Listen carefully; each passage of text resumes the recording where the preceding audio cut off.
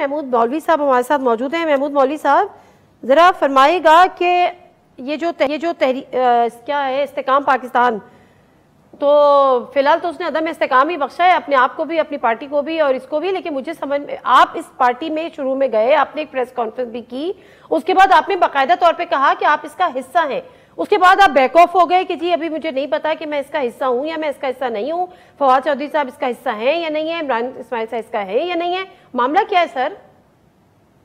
बिस्मिल्लाहिर्रहमानिर्रहीम। पहले तो देखिए मैं आपको एक करेक्ट कर दूं, जो आपने शुरू में कहा, मैं साबिक एमएनए नहीं हूं, मैं इस वक्त प्रेजेंट एमएनए हूं।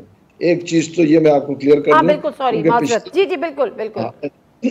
अच्छा, दूसरी चीज, मैंने किसी भी वक्त, मेरे ख्याल से कोई क्लिप दिखा दें जिसपे मैंने कहा कि मैंने ऑफिशियली ज्वाइन कर लिया, बिल्कुल मैं आज भी कहूंगा मेरे बड़े अच्छे ताल्लुकात हैं और हम जो है सब जो है एंटी जो लोगों ने पीटीआई छोड़ा वो सब मिल के बेसिकली जो 9 मई का वाकया हुआ उसके खिलाफ हम बैठते हैं। और इसमें कोई दो राय नहीं है कि मैंने आज तक अभी तक जो है मैं उनको बिल्कुल हेल्प आउट भी कर रहा हूँ और वर्किंग कर रहा हूँ। मगर जैसे मैंने कहा कि ऑफिशियली मैंने इस वक्त ज्वाइन नहीं किया, क्योंकि मैं अभी तक, ये पहले भी मैंने कहा था जब मैंने अपना प्रेस कॉन्फ्रेंस किया था, कि मैं सोच रहा हूं कि भाई पॉलिटिक्स में रहूं या रिटायरमेंट लेके बैठूं। तो ये मैं बड़े वाजे करना चाहता हूं कि मैंने कहीं पे भी, शुरू में भी देखें लोगों ने मुझसे कहा कि जी आपने वहां ज्वाइन किया, मैंने कहा नहीं, मैं बिल्कुल उनके दावत में था और मेरे बड़े अच्छे मरासिम हैं और बिल्कुल मेरी अब भी बातचीत होती रहती है, अलीम खान साहब से भी होती है, चौधरी से भी होती है। जो पार्टी लॉन्चिंग हुई है, आप उस तकरीब में मौजूद थे सर? बिल्कुल मैं मौजूद था। देखिए अगर शादी में मौजूद होता है आदमी तो उसके मतलब शादी तो नहीं होती ना।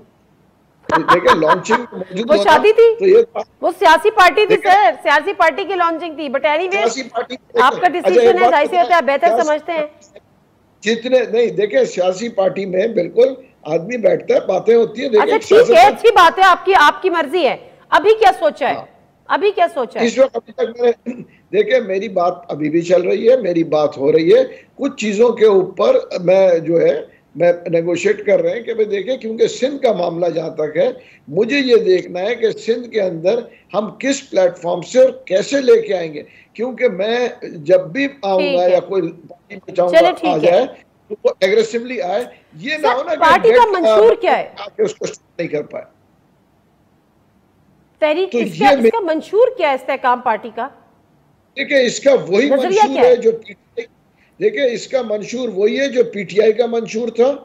उसकी वजह यह है कि पीटीआई के मंशूर के ऊपर ये वही लोग हैं जो पीटीआई से निकले हैं।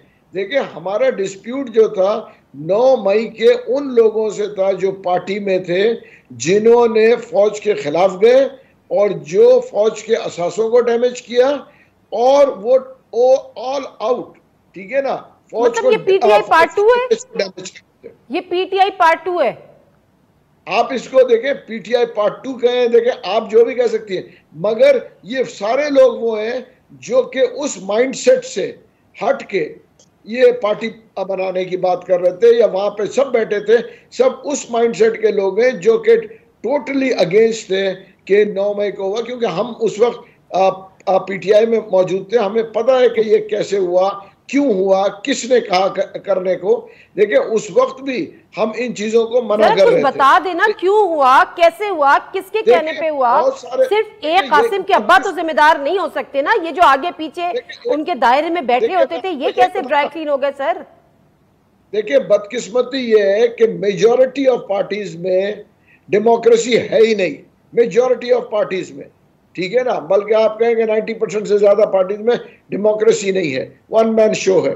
तो हमने बहुत, वही वाली बात है कि जब असेंबली छोड़ रहे थे 80% लोगों ने मना किया कि असेंबली हम ना छोड़े, मगर ऑब्वियसली वो रद्द हो गया। उसके बाद जब पंजाब और केपीके का असेंबली तोड़ने की बात हो रही थी, 95 मना कर रहे थे। चले ठीक है।